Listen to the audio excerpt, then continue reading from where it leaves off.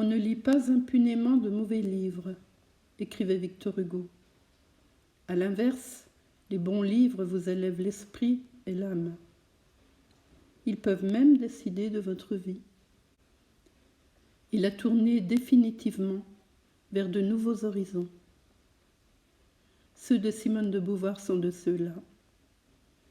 Cette haute intelligence, constamment aiguillonnée dans un échange égalitaire par son compagnon de vie, le philosophe Jean-Paul Sartre, passa sa vie au crible de son écriture et fit de ses lecteurs ses premiers témoins. Pourquoi s'intéresser à Simone de Beauvoir aujourd'hui ?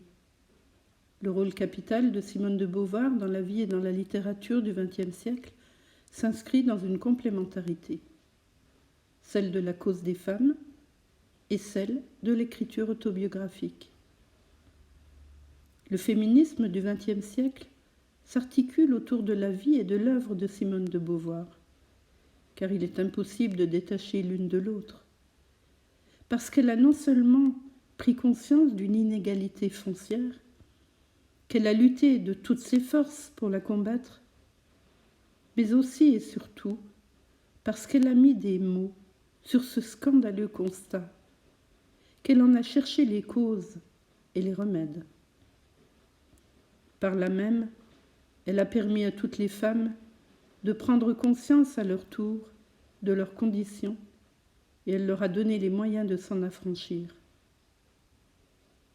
Quant à l'écriture autobiographique, elle s'inscrit certes dans une continuité, allant de Rousseau à Léris, son contemporain, mais elle est unique en ce qu'elle est à la fois témoignage éclairé de la vie intellectuelle, artistique, française au XXe siècle, par quelqu'un qui est au centre même de cette vie, et interrogation permanente sur la spécificité de l'être humain qui en est l'auteur.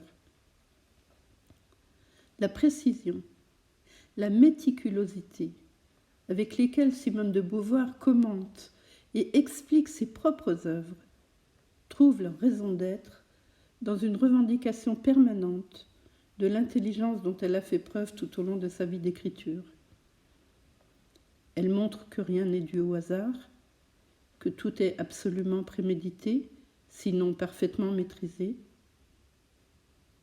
Loin d'elle la tentation de se prendre pour Dieu, puisqu'elle ne cesse de traquer les insuffisances, les erreurs, voire les égarements dont elle a été victime en écrivant.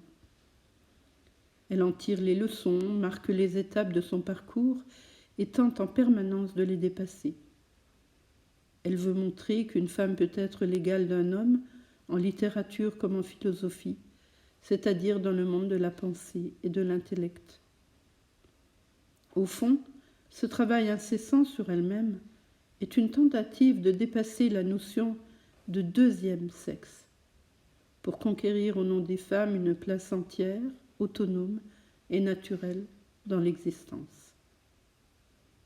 Toute sa vie peut être considérée à cet égard comme un témoignage et un combat pour l'égalité des sexes.